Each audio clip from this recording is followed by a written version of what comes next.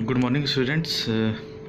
आज हम अपना सेकंड वीडियो डाल रहे हैं, थर्ड वीडियो स्लैब्स पे, जो कि कॉन्टिन्यूअस स्लैब का क्वेश्चन हमने लिया है। तो क्वेश्चन आप ध्यान से देखिए। Design a reinforced concrete slab for a hall measuring 9 meter into 16 meter. The slab is supported on RCC beams of 250 mm wide and is spaced at 4 meters center to center. The superimposed load is 4 kN per meter square. Use M20 grade concrete and F415 steel and the bearing of the beam is 200 mm. तो आपको question में ये देख के लग रहा है कि एक जगह इसमें लिखा हुआ है कि जो हमारा स्लैब जो सपोर्टेड है आरसीसी बीम से spaced at 4 metre centre to centre, यानी कई सारे स्लैब्स दिए गए हैं 4 मीटर सेंटर टू सेंटर पे। तो इस क्वेश्चन को देख के ही इससे इसके स्टेटमेंट से हम आइडिया लगा लेंगे कि ये हमारा कॉन्टिन्यूअस स्लैब का क्वेश्चन है। तो हम पहले देखते हैं अपना गिवन डेटा हमारे BW जो दिया 250 mm, span of slab is 4 metre, super impose load is 4 kilonewton per metre square, FY this is 415 newton per mm square and FCK is 20 newton per mm square. अब आते हैं अपने steps पे। तो the slab is continuous slab because it is spaced 4 metre centre to centre. 4 metre centre से centre इसकी distance दी हुई, कई जगह यानी कई तरह की लंबी स्लैब है, तो ये हमारी कॉन्टिन्यूअस स्लैब है। अब आते हैं अपने स्टेप नंबर 2 पे। Find out effective depth. तो इफेक्टिव डेप्थ के लिए मैंने आपको IS कोड रिकमेंडेशन का पेज नंबर 37 बताया था। पेज नंबर 37 आपको मैंने बताया था कि पेज नंबर 37 पे हमारी इफेक्टिव डेप्थ कंडीशन है। तो मैं आपको IS कोड का यहाँ पन्ना भी दिखा देता हूँ। IS कोड का पन्ना जो मैं आपको दिखा देता हूँ, उसमें क्या है, हमारा कॉन्टिन्यूअस स्लैब है, यानी कॉन्टिन्यूअस स्लैब की वैल्यू हमारी क्या हो जाएगी 26 हो जाएगी, जो कि पेज नंबर आपको 37 पे दी हुई है। ठीक है, तो अब आप देखिए यहाँ पे, तो इफेक्टिव डेप्थ L/D की वैल्यू 26 होगी, जो A वैल्यू जो मैंने आपको नाम दिया था। A वैल्यू का मतलब यहाँ पे कॉन्टिन्यूअस स्लैब अगर है तो इसकी वैल्यू क्या हो जाएगी 26 हो जाएगी। तो D इधर आ गया, तो D की वैल्यू क्या, span upon A value, span आपका कितना है 4 मीटर, 4 मीटर का स्पैन दिया हुआ है 4 मीटर, यानी 4000 mm डिवाइड बाई 26, तो ये आ गया 153.8 mm। हमने यहाँ पे क्या किया कि एज्यूमिंग 12 mm डायमीटर बार माना और क्लियर कवर 20 mm माना। तो कैपिटल D हो गया small d plus clear cover plus 5/2, तो हमारा कितना हो गया 153.8 प्लस 20 क्लियर कवर और ये 5/2 यानी 6, क्योंकि हमने 12 mm का डायमीटर माना है तो उसका आधा 6 हो गया। तो D की वैल्यू आ गई 179.8, यानी हमने 180 इसको मान लिया, और जब 180 मान लिया तो हमने 180 हमने माना, तो स्मॉल d हमारा कितना हो जाएगा 154 mm। ठीक है, अब आते हैं हम अपने नेक्स्ट स्टेप पे। जो हमारा नेक्स्ट स्टेप है वो ये है कि इफेक्टिव स्पैन हमको निकालना है। इफेक्टिव स्पैन के लिए मैंने आपको कंडीशंस बताई थी, IS कोड के पेज नंबर 35 पे आपको कंडीशंस दी हुई थी, और मैंने आपको इसको एक रिटर्न में भी आपको दिखाया था अपने, जब मैंने पहला वीडियो डाला था। तो मैं आपको उस वीडियो का एक कॉपी दिखा देता हूँ अभी, कि कॉन्टिन्यूअस स्लैब होगी अगर इफ़, तो उसमें जो पहली कंडीशंस है L इफेक्टिव निकालने की वो क्या है, if width of beam support, यानी W जो दिया हुआ है वो लेस देन 1/12 L0 होना चाहिए, तब L इफेक्टिव क्या होगा, minimum of this upon L0 plus D और L0 प्लस W से होगा। तो चलिए हम पहला कंडीशन चेक करते हैं, W is less than 1/2 L0। ठीक है, तो हम चेक करते हैं यहाँ पे। तो आपको देखिए width of the support 200 mm question में दिया हुआ है, बियरिंग, इसको हम बियरिंग भी बोलते हैं, विड्थ ऑफ सपोर्ट को बियरिंग भी बोलते हैं, बियरिंग 2 mm दिया है। तो अगर क्लियर स्पैन उसका कितना हो जाएगा, तो अगर मान लीजिए हमारा टोटल स्पैन लेंथ जो हमको 4 मीटर दिया हुआ है, और 4 मीटर में से हम क्या करेंगे 200 ये माइनस कर देंगे, तो हमारा क्या आ जाएगा क्लियर स्पैन आ जाएगा। टोटल स्पैन हमारा 4 मीटर का है, ठीक, और उसमें से जब हम बियरिंग को माइनस कर देंगे तो हमारा क्या आ जाएगा क्लियर स्पैन आ जाएगा, जो कि 3800 mm आ जाएगा। अब उसके साथ जो दूसरी कंडीशन है वो क्या है, W is less than 1/12 of L0। ठीक है, ये तो हमको पता है 200 mm। L0 हमको पता चल गया कितना हो गया L0, क्लियर स्पैन को किससे डिनोट करते हैं L0 आ गया 3800 mm। अब उसका 1/12 हम निकालेंगे, तो 1/12 हमने यहाँ निकाला, तो ये आ गया 316.5 mm, और विड्थ ऑफ सपोर्ट 200 mm। तो विड्थ ऑफ, ये हमारा जो पहला केस है वो फॉलो कर रहा है। तो पहले केस जब हमारा फॉलो कर रहा है तो मैंने आपको क्या कंडीशंस बताई थी इफेक्टिव स्पैन के लिए, ये minimum of L0 plus D और L0 प्लस W। ठीक, वही चीज़ हमने यहाँ निकाली है, effective span L0 plus D L0 plus W। L0 क्या हो गया 3.8 मीटर, ठीक, क्योंकि 4 मीटर सेंटर से सेंटर है, आपको एक चीज़ क्लियर होना चाहिए कि 4 मीटर सेंटर से सेंटर है। जैसे मान लीजिए अगर ये विड्थ ऑफ द बियरिंग है, जैसे कि मैं आपको फिगर से यहाँ समझाना चाहता हूँ, ठीक है, और इसके सेंटर से सेंटर की डिस्टेंस 4 मीटर दी हुई है, ठीक, और हमको निकालना है डिस्टेंस किसका, L0 का, ये दूरी हमको निकालनी है, ठीक है। तो आपको पता है कि L इफेक्टिव होता क्या है, L इफेक्टिव होता है L0 plus W/2 plus W/2 यानी equal to L0 plus W, यही तो होता है इफेक्टिव। क्या होता है, ये L0 और प्लस W/2 इधर और W/2 इधर, तो L0 plus W/2 plus W/2 क्या हो गया, L0 प्लस W। अब यहाँ से L इफेक्टिव हमको 4 मीटर ऑलरेडी गिवन है, 4 मीटर गिवन है, इक्वल टू L0 हमको निकालना है, क्लियर स्पैन निकालना था हमको, प्लस W की वैल्यू 200 mm थी, तो इसको 0.200 हमने मीटर कर लिया, तो L0 की वैल्यू ऐसे आ गई 3.8 मीटर आ गई, ठीक है। वही 3.8 मीटर यहाँ पे, तो उसको हमने mm में चेंज कर लिया, तो 3800 mm आ गया यहाँ पे, ठीक। तो हमारा पहला केस फॉलो हो गया। तो L0 प्लस D की वैल्यू हमने 154 mm अभी पिछली आई थी, वो आ गया 3.954 metre. L0 plus W 3.8 clear span, और W width of the power 0.200 metre, तो ये 4 मीटर आ गया। इसमें से क्या करते, smaller value will be taken, तो यानी हमारे L इफेक्टिव की वैल्यू आ गई 3.9 मीटर। अब आते हैं हम अपने लोड कैलकुलेशन पे, ठीक है, लोड कैलकुलेशन, क्योंकि ये बहुत इंपॉर्टेंट है, इसी से हमारा सारा क्वेश्चन लगना है। तो पहले हम निकालेंगे सबसे पहले सेल्फ वेट। सेल्फ वेट हम निकालेंगे क्योंकि इस क्वेश्चन में आपको जो और लोड की कंडीशन दी हुई है, आप क्वेश्चन पे ध्यान दीजिएगा, तो आपको सब super impose load kilo Newton पर मीटर स्क्वायर में है। तो हम पहले क्या करेंगे, जो अपना सेल्फ वेट होगा उसको भी हम किलो न्यूटन पर मीटर स्क्वायर में ही निकालेंगे, ठीक है। तो अब देखिए सेल्फ वेट, तो D इंटू गामा, D की वैल्यू 180 mm थी, तो उसको हमने मीटर में चेंज कर लिया, इंटू 25 इंटेंसिटी ऑफ कॉन्क्रीट, ये हो गया 4.5 kilometre per metre square. Super impose load already आपको गिवन है 4 किलोमीटर पर मीटर स्क्वायर। जो अगला लोड आप देख रहे हैं फ्लोर फिनिश लोड, ये फ्लोर फिनिश लोड आप एज्यूम कर सकते हैं, ये आपको एज्यूम करना होगा क्वेश्चन में 1.0 kilometre per metre square floor finish load को, ठीक है। अब हमको यहाँ से इस लोड से ये आइडेंटिफाई करना है कि कौन सा लाइव लोड के कंडीशन में आता है, कौन सा डेड लोड की कंडीशन में आता है, क्यों, क्योंकि इसका अभी आगे आपको जरूरत पड़ेगा, मैं बताऊंगा। तो देखिए जो डेड लोड की कंडीशन में क्या आएगा, सेल्फ वेट आएगा और फ्लोर फिनिश लोड आएगा। तो टोटल लोड डेड लोड हमने क्या निकाला 4.5 और प्लस 1, इसको हमने जोड़ दिया तो 5.5 किलोमीटर पर मीटर स्क्वायर। अब इसको यूडीएल में चेंज करना होगा तो 1 मीटर से गुणा कर देंगे, ये तो मैंने आपको पिछले स्टेप में बता चुके हैं, पिछले वीडियोस में बताया आपको मैं। फिर हम इसका क्या करेंगे, फैक्टर डेड लोड निकालेंगे, यानी डेड लोड को हम फैक्टर कर लेंगे 5.5 इंटू 1.5, तो ये क्या हो जाएगा 8.25 किलोमीटर पर मीटर स्क्वायर।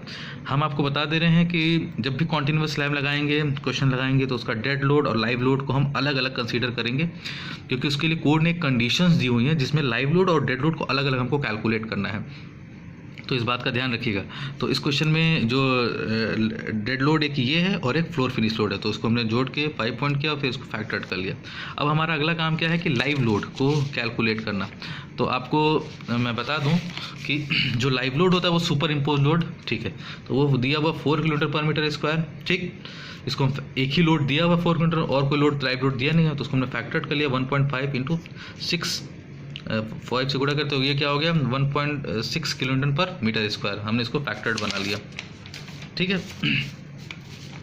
अब आते हैं स्टेप नंबर 5 पे। अपने step number 5 bending moment and shear force coefficients, जो कि आपको कोड में पेज नंबर 36, पेज नंबर आपको 36 पे दिया हुआ है, पेज नंबर आपको 36 पे दिया हुआ है, bending moment and shear force coefficients, ठीक है। पेज नंबर 36 पे आपको कोड में दिया हुआ है, मैं आपको वो कोड IS कोड का पेज भी दिखा रहा हूँ। अब देखिए बेंडिंग मोमेंट कोफिशिएंट्स, ये dead load, super impose load, near span moment, span supports coefficients, ये आपको अभी समझ में नहीं आ रहा होगा। अभी मैं न्यूमेरिकल में आपको जब अभी आगे स्टेप में आएंगे तो मैं आपको समझाऊंगा कि इसकी एक एक की क्या क्या वैल्यू है, कैसे इसको हम समझते हैं, ठीक है। तो मैंने आपको दिखा दिया ये कि आपके कोड के पेज नंबर 36 पे दिया हुआ है, ठीक है। अब इसको समझने की कोशिश करते हैं। अब देखिए एक फार्मूला होता है, जैसे देखिए आप यहाँ नोट में देखिएगा, for obtaining the bending moment the coefficient shall be multiplied by the total design load and effective span. समझ में आ रही है बात आपको, इफेक्टिव स्पैन। तो जो हम इसका जो फार्मूला बनेगा वो ये बनेगा, बेंडिंग मोमेंट बराबर factored load into L effective, यानी W L square into bending moment coefficient into bending moment coefficient, ठीक है, इंटू ठीक है। तो ये इसका फॉर्मूला है, बेंडिंग मोमेंट बराबर factor load into L effective square into bending moment coefficient, और shear force factor load into L effective into shear force coefficient. चलिए मैं एक फिगर से समझते हैं इसको हम लोग। कॉन्टिन्यूअस स्लैब है, जैसे हमने एक ये स्लैब मान ली, ठीक है, दोनों के बीच में ये सपोर्ट्स हमने मान लिए। ये एक सिंपल डायग्राम है आपको न्यूमेरिकल समझाने का, ठीक। तो हमने A B C D E F G, ये हमारे स्लैब है, ठीक, ये हमारी ऊपर की ये स्लैब है। स्लैब पे जो जो सपोर्ट्स लगे उसको हमने नाम दे दिया, इधर ए नाम दे दिया, इधर बी नाम दे दिया, सी नाम दिया, इधर सी, और इन दोनों के बीच की दूरी centre to centre distance 4 metre आपको पहले क्वेश्चन में बताई गई है, ठीक।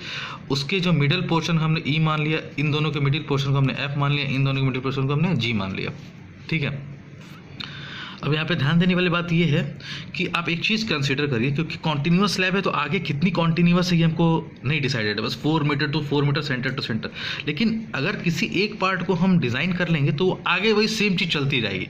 तो हम सबसे अच्छा करते हैं, हम लोग इधर से स्टार्ट करते हैं। तो अगर हम ई सी और एफ तीनों को अगर डिज़ाइन कर लेंगे इस पोर्शन को, तो वही चीज़ आगे कंटिन्यू होगी, एफ बी जी कंटिन्यू होगा, आगे भी ये सब चीज़ें कंटिन्यू होती जाएंगी।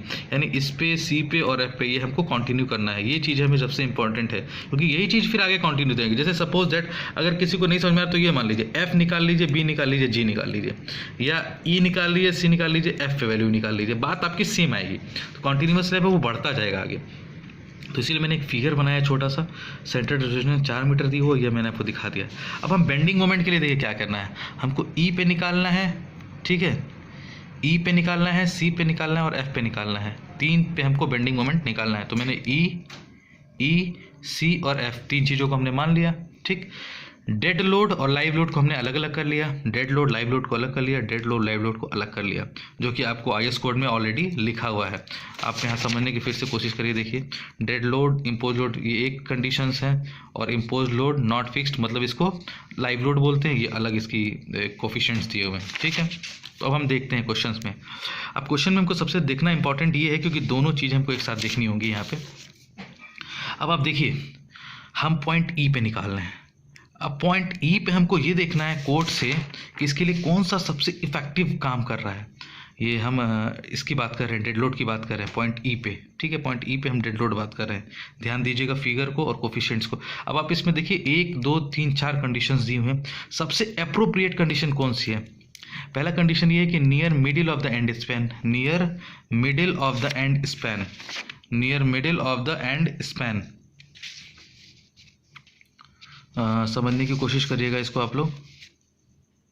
इनके कहने का मतलब ये है कि near middle of the end span. हाँ, तो एंड स्पैन हमारा ये है, उसके मिडिल में तो ये है लाई कर रहा है, या at middle of interior span, या at support next to end support, at other. देखिए at support next to end support तो है नहीं, क्योंकि ये सपोर्ट ये है, तो ये वाला ऑप्शन तो हमारा कैंसिल हो गया, ठीक। ये ऑप्शन हमारा कैंसिल हो गया। देखिए मैं दोनों चीज़ को साथ में ले रहा हूँ, ठीक है। अब हम आते हैं इस पे, पहले इस पे near middle of and span, यानी एंड स्पैन हमारा ये है, उसके मिडिल में ये काम कर रहा है, यानी ये कुछ सही जा रहा है, ये कोफिशिएंट मतलब कुछ मैच कर रहा है। फिर इसको हम ट्राई कर लेते हैं, eight middle of interior span, eight middle of interior, ये इंटीरियर स्पैन तो है नहीं, ये तो एक्सटीरियर स्पैन है, तो इसके मिडिल में नहीं, ये इंटीरियर स्पैन तो है नहीं, तो यानी ई पेर ये जो कोफिशिएंट है सबसे सूटेबल बैठ रहा है, ठीक है। तो यानी डेड लोड के लिए जो कोफिशिएंट हो जाएगा 1.12 और लाइव लोड के लिए कोफिशिएंट हो जाएगा 1/10। तो अब देखिए हमने फॉर्मूला क्या लिखा, हाफ कोफिशिएंट इनटू जो ये मैंने ये यहाँ पे फॉर्मूला लिखा हुआ है, bending moment coefficient into factor load into L effective का स्क्वायर। तो factored load W L effective का स्क्वायर इंटू कोफिशिएंट कितना है 112, 1/12 सॉरी 1/12। अभी सारी हमको वैल्यू पता है। डेड लोड हमारा कितना निकला था 8.25 फैक्टर्ड, आपको याद आ रहा होगा, मैं फिर से दिखा दे रहा हूँ। डेड लोड हमारा फैक्टर्ड कितना लगना 8.25, ठीक। 8.25 हमारा डेड लोड निकला। एल इफेक्टिव हमारा 3.9 था, उसको हमने स्क्वायर कर दिया, ठीक है। और हमारा 1/12 कोफिशिएंट आ गया। अब देखिए 1/12 अगर कोफिशिएंट आ गया तो ये डेड लोड के लिए हो गया, तो लाइव लोड के लिए कोफिशिएंट क्या हो गया 1/10 हो गया। तो हमने 1/10 इसके लिए कोफिशिएंट यहाँ पे निकाल दिया।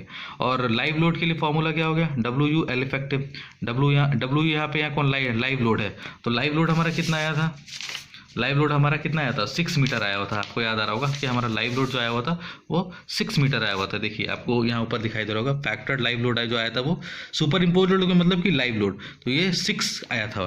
तो हमने यहाँ पे वैल्यू रख दी, कोफिशिएंट 1/10 दोनों पे वैल्यू निकाल ली हमने। और इसको हमने क्या समेशन का मतलब होता है कि जोड़ देना। सेम यही काम अब सी पे हमको देखना है, सी पे देखना है। सी के लिए सबसे अप्रोप्रिएट क्या बैठता है, तो आप इसको यहाँ पे ऐसे रख लीजिए, ठीक है, आप इसको यहाँ पे ऐसे रख लीजिए, ठीक। अब हमको सी पे बेंडिंग मोमेंट देखना है कि इन चारों में से कौन सा सबसे सुटेबल है। तो एट ये कोफिशिएंट नहीं काम करेगा, eight middle of interior span, eight middle of interior, ये स्पैन तो है नहीं, ये तो सपोर्ट है, तो ये दूसरा ऑटोमेटिक गलत हो जाएगा। At support next to end support, yes एकदम ये वाला कंडीशन आपकी मैच कर रही है। पूछिए कैसे, at support next to end support, तो ये एंड सपोर्ट है, उसका नेक्स्ट सपोर्ट हमारा क्या है सी है, तो यानी हमको सी पे भी कोफिशिएंट्स मिल गए। डेड लोड के लिए -1/10 कोफिशिएंट और लाइव लोड के लिए -1/9 कोफिशिएंट। फिर वही formula same, WU into L effective square into coefficient, WU L effective square into coefficient. ये लाइव लोड का कोफिशिएंट 1/9 -1/9 और डेड लोड का कंडीशन -1/10। फिर हमने माइनस का, फिर दोनों को हमने क्या किया जोड़ लिया, माइनस माइनस प्लस हो जाएंगे लेकिन साइन हमारा माइनस का रहेगा यहाँ पे, वही बेंडिंग मोमेंट हमने फॉर्मूला लगा के, क्योंकि लाइव लोड और डेड लोड ये कभी चेंज होना, डेड लोड और लाइव लोड चेंज होगा ही नहीं, ये तो हमेशा सेम रहेगा, बस कोफिशिएंट्स बदलते जाएंगे सब में, ठीक। अब इसी तरह पॉइंट एफ पे देख लेते हैं, पॉइंट एफ पे देख लेते हैं, समझने की कोशिश करिएगा। Point F, this is point F, आपको फिगर भी क्लियर हो रहा। पॉइंट एफ देखिए, मैं थोड़ा सा कोशिश करता हूँ कि समझ में आ जाए आपको। पॉइंट एफ, अब पॉइंट एफ पे ये चारों कंडीशंस में देखिए कौन सा मैच करेगा, ये तो मैच नहीं करेगा, ये मैच नहीं करेगा, दो चीज़ हो गई। अब तीसरा इसको मिले eight middle of interior span, eight middle of interior span, नहीं ये भी नहीं हो रहा है। एट अदर इंटीरियर सपोर्ट, तो ये क्या है, ये एक सपोर्ट यहाँ पे है, तो एट अदर इंटीरियर सपोर्ट, नहीं sorry, eight middle of interior span, ठीक। इंटीरियर स्पैन है हमारा, ये है स्पैन है ये, तो उसके मिडिल पे ये काम कर रहा है ना, उसके मिडिल पे हमारा ये काम कर रहा है, यानी ये हमारा कोफिशिएंट इसके लिए हो जाएगा eight middle of interior span, eight middle of interior span. ये हमारा इंटीरियर स्पैन हुआ कि नहीं भाई, ये एक्सटीरियर स्पैन हुआ, ये इंटीरियर स्पैन, ये इंटीरियर स्पैन, तो उसके मिडिल पे ये काम कर रहा है, यानी कौन सा कोफिशिएंट लाई कर रहा है, एफ के लिए ये कंडीशन लाई कर रहा है। तो ये डेड लोड के लिए +1/16 कोफिशिएंट और लाइव लोड के लिए 1/12 का कोफिशिएंट। फिर वही formula same, effect formula same हो गया आपका, WU L effective square into coefficient, WU L effective square upon coefficient. ये लाइव लोड का कोफिशिएंट है, ये डेड लोड का कोफिशिएंट है। फिर वही सब वैल्यू रख के हमने समेशन ऑफ निकाल लिया, समेशन निकाल लिया। अब जो मैक्सिमम मोमेंट आएगा वो इन तीनों में, साइन को छोड़ दीजिए, sign is not important, sign को छोड़ के देखिए 22.68 किलो न्यूटन आपका मैक्सिमम मोमेंट आ गया। तो या फिर से समझने की कोशिश करिए, बहुत इंपॉर्टेंट है, वीडियोस को बार बार ध्यान से देखिए क्या कहना चाह रहा है, ठीक है। आप यहाँ से मैक्सिमम मोमेंट हम यहाँ से निकाल लेंगे, ठीक है। तो आज के लिए सिर्फ इसी पे रख लेने देते हैं। जब हम अपना नेक्स्ट स्टेप आएंगे, नेक्स्ट वीडियो में हम जब आएंगे तो शियर फोर्स के साथ बाकी हम डिस्कशन करेंगे। तो अगर कोई आपको समस्या होगी इस वीडियो में तो आप मेरे को कमेंट बॉक्स में लिख दीजिएगा। तो आज के लिए इतना ही, थैंक यू। अब नेक्स्ट वीडियो में हम अब शियर फोर्स निकालेंगे और उसका कोफिशिएंट्स के साथ समझने की कोशिश करेंगे। Thank you. चलिए स्टूडेंट्स, अब हमें शियर फोर्स कैलकुलेशन करना है, ठीक है। तो सेम फिगर जो मैंने बेंडिंग मोमेंट बनाया था वही फिगर मैंने यहाँ पे बना लिया, ठीक है। अब हमको शियर फोर्स कैलकुलेट करना है, सपोर्ट्स आपका ये जो एक आपको डी पे कैलकुलेट करना है, ठीक है, सी पे कैलकुलेट करना है और पी पे कैलकुलेट करना है, क्योंकि शियर फोर्स हमको सपोर्ट्स पे कैलकुलेट करना है, ठीक है। यही कॉन्टिन्यूस स्लैब आपकी बढ़ती जाएगी, तो कोई भी सपोर्ट लीजिएगा तो दोनों के बीच में 4 मीटर ही डिस्टेंस है, तो कोई फ़र्क नहीं आएगा। तो इसलिए हमने डी, सी और बी को ले लिया यहाँ पे, ठीक है। अब उसमें समझना चाहते हैं कि देखिए, अब आपको कोड का, हम IS कोड का पेज नंबर 36 का प्रोविजन दिखाते हैं। क्या बोलता है कोड कि for obtaining shear force the coefficient shall be multiplied by total design load, total design load, मतलब कि design load W into coefficient, W into coefficient ये हो जाएगा शियर फोर्स के बराबर, पर ये जो हमारा डिज़ाइन लोड है वो किस में, यूडीएल में है, तो डब्ल्यू यू इंटू एल हो जाएगा, W you into L into coefficient. तो हमारा फॉर्मूला ये हो जाएगा, जो कि मैंने आपको इसके अभी पीछे वाले क्वेश्चंस में मैंने आपको दिखाया था इसको, जिसमें आपको फिर से दिखा देता हूँ। यहाँ पे ये देखिए क्या दिखाया था मैंने आपको, डब्ल्यू यू आपको क्या हो गया, फैक्टर्ड लोड हो गया, एल इफेक्टिव हो गया, और ये शियर फोर्स कोफिशिएंट हो गया। फॉर्मूला वहीं आ रहा है, ठीक है। तो आप डिज़ाइन लोड से यहाँ कंफ्यूज मत होइएगा। डिज़ाइन लोड का मतलब ये होता है कि कैपिटल डब्ल्यू जो सिर्फ न्यूटन में, पर हमारा यहाँ यूडीएल में है, तो जब हम डिज़ाइन लोड को यूडीएल के फॉर्म में चेंज करेंगे तो डब्ल्यू यू इंटू एल हो जाएगा। क्लियर। अब आते हैं हम अपने शियर फोर्स पे, ठीक है। ये डायग्राम है हमारा, ठीक। हमको डी, सी और बी पे निकालना है, डी, सी और डी पे निकालना है, ठीक है। डी, सी और बी पे हमको शियर फोर्स निकालना है, ठीक है। तो हम पहले डी पे देखते हैं कि डी पे कौन सी कंडीशन लाई करती है। 4 कंडीशंस हैं हमारे यहाँ पे, ठीक। तो आपको पहले ही दिख रहा है, पहला कंडीशन है एट एंड सपोर्ट, यानी एंड सपोर्ट पे डेड लोड का जो होगा 0.4 होगा, और लाइव लोड का या सुपर इम्पोज लोड का होगा 0.45 होगा। तो आगे जाने की जरूरत ही नहीं, क्योंकि एंड सपोर्ट है। डी हमारा क्या है, आपका एंड सपोर्ट है, ठीक। फॉर्मूला क्या हो जाएगा, W U L effective into coefficient of shear force. Coefficient 0.45, coefficient किसके लिए 0.45 डेड लोड के लिए, और लाइव के लोड के लिए 0.45। लाइव लोड, डेड लोड आपका कितना था 8.25, और एल इफेक्टिव 3.9, कोफिशिएंट 0.4, ये इतना आ गया। W U L effective coefficient, W you यहाँ पे 6, लाइव लोड कितना आया था 6 किलोन्यूटन पर मीटर आया था, एल इफेक्टिव 3.9 और कोफिशिएंट 0.45। तो इसका हमने इफेक्टिव निकाल लिया, तो शियर फोर्स एट डी ये आ गया, ठीक है। अब आते हैं हम सी पे, अब हम आते हैं सी पे। तो सी पे हमारा कौन सा लाई कर रहा है ये आपको देखना पड़ेगा यहाँ पे, ठीक है। अब सी पे देखिए, पहला तो ये तो हमारा हो चुका, तो ये नहीं होना है। सी पे add support next to end support, add support next to end support, तो ये सबसे पहले लाई कर रहा है, क्योंकि क्यों, डी के बाद नेक्स्ट एंड सपोर्ट यही है।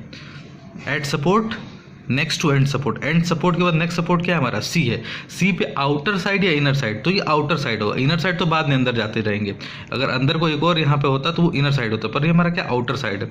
तो इस पे कोफिशिएंट्स क्या आ जाएंगे, इस पे हमारे कोफिशिएंट्स क्या हैं 0.6, दोनों पे सेम है। डेड लोड का भी 0.6 है और लाइव लोड का भी 0.6 है, ठीक। Formula same, W U L effective coefficient, W U L effective coefficient. अब देखिए फॉर्मूला सब में सेम रहेगा, बस आपको चेंज क्या क्या होगा, ध्यान देने वाली बात है। एक डेड लोड में डेड लोड का वैल्यू चेंज होगा लोड का, और लाइव लोड का वैल्यू चेंज होगा, और कोफिशिएंट्स की वैल्यू चेंज होती जाएंगी। सपोज दैट सी पे ऐसा कोफिशिएंट आ गया कि दोनों पे 0.66 कोफिशिएंट है, तो ये यहाँ भी चेंज नहीं होगा। एल इफेक्टिव कहीं चेंज नहीं होगा, एल इफेक्टिव हर जगह सेम रहेगा। लाइव लोड देखिए यहाँ पे 8. डेड लोड यहाँ 8.25 एज यूजुअल में पहले से लेते आ रहे हैं, और लाइव लोड हमारा 6। ये आपको क्लियर हो गया, ठीक। इसको फिर हमने समेशन ले लिया, सी पे कितना क्या 33.34 किलो न्यूटन। अब आते हैं हम अपने बी पर, अपना हम फिगर देखते हैं और ये देखते हैं, अपना कोड देखते हैं, ठीक है। एंड सपोर्ट होगा नहीं, at next to end support होगा नहीं, जो अगला है at all other interior support. तो ये सब इंटीरियर सपोर्ट में, अगर ये एक्सटीरियर सपोर्ट है और ये end to next end support है, तो बाकी जितने सपोर्ट्स क्या आएंगे, सब इंटीरियर सपोर्ट्स आएंगे। तो हमारा कौन सा कोफिशिएंट लाई करेगा, ये कोफिशिएंट लाई करेगा हमारा बी के लिए। कोफिशिएंट डेड लोड के लिए 0.5 और लाइव लोड के लिए 0.6। फिर हम फॉर्मूला आते हैं, फॉर्मूला मैंने बताया था सब सेम है, लाइव डेड लोड सेम है, एल इफेक्टिव सेम है, कोफिशिएंट क्या हो गया 0.5 और इसके लिए कोफिशिएंट 0.6। बाकी सब कुछ सेम है, यहाँ पे बस लाइव लोड बदलेगा और डेड लोड यहाँ बदलेगा, एल इफेक्टिव सेम रहेगा। फिर हमने ये कैलकुलेशन किया, कैलकुलेशन से हमने इसका समेशन लिया 30.12 किलो न्यूटन आ गया। तो मैक्सिमम शियर फोर्स हमारा कितना आया 33.34 किलो न्यूटन, ठीक। अब आते हैं हम अपने स्टेप नंबर 6 पे। स्टेप नंबर 6 हमको क्या कैलकुलेट करना है, डी रिक्वायर्ड कैलकुलेट करना है। ग्रेड ऑफ स्टील क्या है हमारा Fe415 है, तो क्या हो जाएगा MR बराबर 0.138 FC के VD स्क्वायर। तो डी रिक्वायर्ड की वैल्यू हमारे यहाँ से निकल जाएगी। अब बात यहाँ पे आई कि ये मोमेंट की वैल्यू 22.68 कैसे आप लिए, मैंने आपको बताया था कि जो मोमेंट मैक्सिमम होता है उसी को हम लेके कैलकुलेट करते हैं, साइन कंसीडर नहीं करते हैं। तो 22.86 हमारा मैक्सिमम मोमेंट था, तो हमने मोमेंट की वैल्यू यहाँ पे 22.68 रख दी। डी रिक्वायर्ड हमको रिक्वायर्ड था 90.6 का और हमने अडॉप्ट किया 154, हैंस हमारा ओके है, डेप्थ में हमारे कोई दिक्कत नहीं है। अगले स्टेप की तरफ बढ़ते, area of calculation of area of steel, same point. तो यहाँ मोमेंट कौन सा लेंगे, मैक्सिमम मोमेंट लेंगे, वैल्यू आपको सब पता है, यहाँ पे सारी कुछ AST पे कैलकुलेट करने पे आएगा 433.17 mm²। ठीक, अब हमको यहाँ पे AST का चेक लगाना होता है, तो हम क्या निकालते हैं, मिनिमम स्टील रिइंफोर्समेंट। तो मिनिमम स्टील रिइंफोर्समेंट किस HYSD बार के लिए, क्योंकि हमको इस क्वेश्चन में HYSD बार दिया है FE 415, तो उसके लिए क्या होता है 0.12% of the cross section area. तो हमने निकाला B की वैल्यू 1000, D की वैल्यू 180 mm। ठीक, तो हमने 216 आया और हम एक्चुअल ST 433 है, यानी हमारा यहाँ पे ये भी चेक पास हो रहा है। अब हमने 12 mm बार मान के, क्योंकि मैंने शुरू में 12 mm बार माना था, तो हम यहाँ 12 mm मेन बार मानेंगे। तो उसकी spacing π/4 × 12² divide by area of steel into 1000, spacing आ गई 260, पर हमने अडॉप्ट क्या 250, हमने अडॉप्ट किया 250। और जो कोड के हिसाब से कंडीशन वो क्या है 3D और 300 mm। तो D की जब मल्टीप्लाई करेंगे तो 462 mm आएगा, ये 462 mm आएगा, 462 mm आएगा, और ये 300 mm। अब तीनों में इसमें मिनिमम क्या है 250, hence provide 12 mm dia bar at the rate of 250 mm centre से सेंटर एज मेन रीइंफोर्समेंट।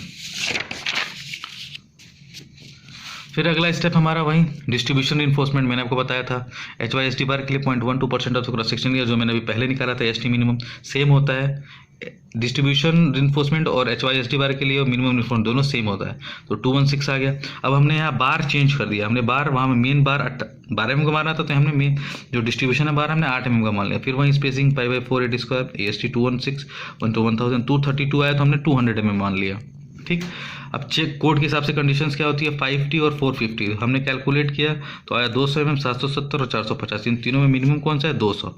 तो हमने यहाँ पे 8 bar provide 8 bar dia at the rate of 200 mm centre for distribution bar. अब आते हैं हम शेयर चेक पे, चेक फॉर शेयर। तो शेयर चेक में हमने शेयर फोर्स निकाल लिया है, आपको याद होगा, मैं आपको फिर से दिखा देता हूँ वीडियो। मैक्सिमम शेयर फोर्स कितना आया था 33.34। ठीक, हमारा शेयर फोर्स आ गया।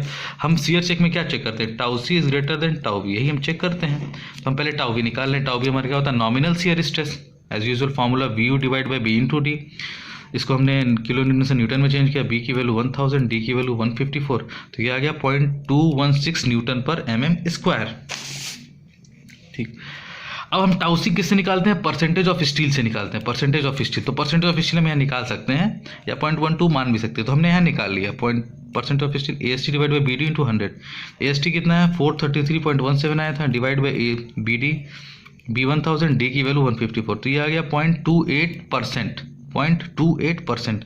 तो हम अब जाएंगे अपने टेबल नंबर 19 पे IS कोड के 2000 के पेज नंबर 73 पे। तो मैं आपको ये टेबल यहाँ पे शो कर दे रहा हूँ, ये हमारी टेबल है। ठीक है, पेज नंबर 73 पे है। ठीक है, हमारा ग्रेड ऑफ कंक्रीट क्या है M20, और हमको निकालना किस पे है वैल्यू, हम आते हैं इसको, हमको अपनी वैल्यू निकालनी है, देखने की कोशिश किया जाए 0.28। तो 0.28 किसके बीच में लाई करेगा, 0.25 और 0.50 के बीच में लाई करेगा, यानी 0.25 देखिए 0.28 पे निकालना है। 0.28 पे डायरेक्ट कोई कोड की वैल्यू गिवन नहीं है 0.28 पे, तो हम क्या करते हैं इंटरपोलेशन लगा लेते हैं। तो उसके पहले वाला उससे छोटा और उससे बड़ा, यानी 0.28 से छोटा 0.25 है और उससे बड़ा 0.50 है। तो हमने उस पर इसकी वैल्यू लिख ली, यानी 0.25 पे 0.36 वैल्यू दी हुई है, 0.50 पे 0.48 वैल्यू दी है, ये आप देख सकते हैं यहाँ पे 0.36 और 0.48 आपको वैल्यू M20 पे दी हुई है। अब बाई इंटरपोलेशन लगाते हैं हम। अब इंटरपोलेशन से देखिए, मैं फिर से इंटरपोलेशन का तरीका आपको तीसरी या चौथी बार एक्सप्लेन करने जा रहा हूँ, मैं फिर से एक्सप्लेन करता हूँ इसको। सबसे पहले ये वैल्यू लिखते हैं 0.36 प्लस इन दोनों का डिफरेंस 0.8 माइनस 0.36 डिवाइड बाई इन दोनों का डिफरेंस 0.50 माइनस 0.25 इनटू जिस पे हमको वैल्यू निकालनी है उससे इस वैल्यू को माइनस करते हैं, स्मॉलर वैल्यू को, यानी 0.28 पे वैल्यू निकालनी है और छोटी वैल्यू क्या है 0.25, तो उससे उसको हमने माइनस करते हैं। हर बार यही इंटरपोलेशन का फॉर्मूला है, चाहे वैल्यूज बदलती जाएं चाहे जो भी हो।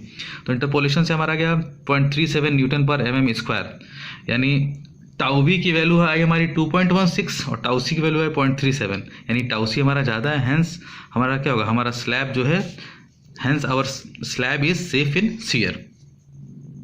क्लियर। अब आते हैं हम अपने लास्ट स्टेप की तरफ, जो हमारा चेक फॉर डिफ्लेक्शन, कि हमारा जो स्लैब कहीं डिफ्लेक्ट तो नहीं करेगा, उसके लिए हम अपने कोड के पेज नंबर 38 पे हम जाएंगे, जो कि मैं आपको पिछले वीडियो में मैंने आपको बताया था। पेज नंबर 38 पे हम उसको जाएंगे। पेज नंबर 38 पे मैं आपको दिखा देता हूँ। इस डायग्राम से हम क्या निकालते हैं, मॉडिफिकेशन फैक्टर, उस मॉडिफिकेशन का फैक्टर का गुणा करके हम अपना स्लैब का थिकनेस करते हैं। तो हम for continuous slab, for continuous L by जो D का रेशियो होता है वो 26 होता है, और उस 26 में मॉडिफिकेशन फैक्टर का गुणा होता है। इस टेबल से हम क्या निकालते हैं, मॉडिफिकेशन फैक्टर, क्योंकि हम जब शुरू में L बाई D का रेशियो निकाल रहे थे तो उसमें मॉडिफिकेशन फैक्टर का गुणा नहीं कर पा रहे थे। अब यहाँ से हम एक्चुअल चेक करेंगे कि हमारी स्लैब जो कहीं डिफ्लेक्ट तो नहीं करेगी बीच से, तो L बाई D मैक्सिमम क्या हो जाएगा, 26 इंटू मॉडिफिकेशन फैक्टर। ठीक, अब मॉडिफिकेशन फैक्टर को क्या निकालना है, तो किस पे निकालेंगे, using figure number 4 of IS code 456/2000 page number 38, जो कि ये दिया हुआ है। तो इससे हम पहले FS निकालते हैं, फिर परसेंटेज रिइंफोर्समेंट निकालते हैं, क्योंकि ये FS की वैल्यू गिवन है और ये परसेंटेज रिइंफोर्समेंट की वैल्यू गिवन है और ये उसकी मॉडिफिकेशन फैक्टर की वैल्यू गिवन है। तो ये जो लाइन से जहां उसको कट करती है परसेंटेज रिइंफोर्समेंट को, वही उसका मॉडिफिकेशन फैक्टर हो जाता है। तो FS का फॉर्मूला कोड के हिसाब से क्या है, 0.58 FY AST required, AST provided. ठीक, AST प्रोवाइडेड यहाँ पे थोड़ा सा चेंज हो जाएगा क्योंकि हमने स्पेसिंग थोड़ी चेंज कर देते हैं। तो AST प्रोवाइडेड क्या होगा, π/4 इंटू 12, डाया बार क्या है 12 mm का डाया बार है हमारा, तो π/4 इंटू 12 उसका। AST पहले यहाँ पे था तो उसको मैंने यहाँ कर दिया और स्पेसिंग को यहाँ कर दिया। स्पेसिंग हमने क्या माना था, 250 mm, आपको अगर याद आ रहा हो स्पेसिंग हमने क्या माना है, 250 mm का स्पेसिंग हमने माना था। अभी AST निकालते वक्त हमने स्पेसिंग 250 mm का, मैं आपको दिखा दूँ स्पेसिंग हमने कितना माना था। देखिए स्पेसिंग हमने क्या माना था, 250 mm, आया कितना था, 260 आया था। तो 250 mm पे जब स्पेसिंग करेंगे तो AST की वैल्यू थोड़ी चेंज हो जाएगी। ठीक, तो स्पेसिंग हमने क्या माना यहाँ पे, 250 mm, ठीक, इंटू 1000, तो AST प्रोवाइडेड आ गया 452.16। अब फॉर्मूले में रखते हैं, FY 0.58 into FY 415, AST required, area of steel कितना है था हमारा, 433.17, आप लास्ट स्टेप में अपने देख सकते हैं, डिवाइड बाई AST प्रोवाइडेड कितना निकला, 452 mm²। ठीक, इससे कैलकुलेट करने पे FS की वैल्यू आई 230 न्यूटन पर mm²। और अभी हमने परसेंटेज ऑफ स्टील भी कैलकुलेट किया था, वो 0.28% आया था। परसेंटेज ऑफ स्टील भी हमने अभी कैलकुलेट किया था, आपको मैं दिखाना चाहता हूँ। परसेंटेज ऑफ स्टील देखिए हमने यहाँ 0.28% कैलकुलेट किया था, तो ये वैल्यू हमने यहाँ पे रख दी। FS की वैल्यू 230 और 0.2 परसेंटेज ऑफ स्टील 0.28। अब from to data and with the help of figure 4 find out modification factor. तो अब मैं आपको मॉडिफिकेशन फैक्टर दिखाने जा रहा हूँ, ध्यान से देखिएगा इस ग्राफ को, बहुत आसान है, कोई टफ नहीं है, थोड़ा समझने की बस कोशिश करिएगा। अब देखिए यहाँ पे 4 लाइन सी दी हुई है FS के लिए, 120, 145, 119, 240, 290। तो जो FS आता है हमारा एग्जैक्टली तो आता नहीं है, तो देखिए सबसे अप्रॉक्स किसके पहुंच रहा है, तो आप देखिए 230 सबसे अप्रॉक्स किसके है, 240 के, तो हम इस ग्राफ को मान लेंगे 240। ठीक, अब परसेंटेज ऑफ स्टील देखिए 0.28, अब हम आते हैं परसेंटेज वाले पे, 0.28 यानी 0.2 तो इसका आधा हो गया, और 0.28 करीब कहीं कहीं यहाँ आएगा, मतलब एकदम अप्रॉक्स तो नहीं कर सकते हैं। अब इसको देखिए जब ऊपर की तरफ जाएगा, ये जब ऊपर की तरफ जाएगा तो ये ऊपर की तरफ जब ये 0.28 जब ऊपर की तरफ जाएगा कहीं यहीं पे लाई करेगा, क्योंकि ये 0.2 है, ये 0.4 है, तो इसी के बीच में यहीं कहीं लाई करेगा यहीं पे। अब हमको देखना है कि ये ग्राफ ऊपर जाके जो चौथे वाले ग्राफ को, पहला दूसरा तीसरा चौथा, चौथे वाले ग्राफ को कहाँ कट कर रहा है, तो हमने माना यहाँ पे ये ऊपर जा रहा और यहाँ पे इसको कट कर दिया इसने, देखिए इस पॉइंट पे कट कर दिया। तो ये अगर वैल्यू 1.2 है तो ये वैल्यू 1.4 हो जाएगी, ये वैल्यू क्या हो जाएगी 1.4, यानी हमारी K की वैल्यू जो आ गई 1.4 आ गई, 1.4। अब देखिए हम क्या निकालते हैं फॉर्मूला, L/D मैक्सिमम कितनी वैल्यू, K इंटू 26 जो हमने यहाँ रखा था मैक्सिमम वैल्यू होती है। ठीक, K की वैल्यू हमने 1.4 रख दिया मॉडिफिकेशन, ये आ गया 36.4। और L/D हमने क्या प्रोवाइड किया था, आपको पता है स्पैन हमारा 3 L इफेक्टिव जो हमारा कितना आया था, L इफेक्टिव हमारा कितना आया था 3.9 मीटर हमने प्रोवाइड किया था, तो उसको 2900 mm हो गया, डिवाइड बाई स्मॉल डी हमने कितना माना था 154 mm, 154, उसको हमने सॉल्व किया, वो आ गया 22.32। और कोड का कंडीशन है कि LD upon L upon D maximum हमेशा ज़्यादा होना चाहिए एल अपॉन डी प्रोवाइडेड से। अगर ये कंडीशन फॉलो करती है तो हमारा जो स्लैब है, slab is safe in deflection, मतलब कि हमारा स्लैब डिफ्लेक्ट नहीं करेगा। तो आपको ये कंडीशंस फॉलो करानी थी, फिर हमने यहाँ पे फॉलो करा दी। तो आपका यहाँ पे ये वीडियो आज के लिए ख़त्म होता है। तो हमारा कॉन्टिन्यूअस स्लैब इस तरह हमने पढ़ लिया। आपको कोई समस्या आएगी तो आप कमेंट बॉक्स में डाल सकते हैं। Thank you.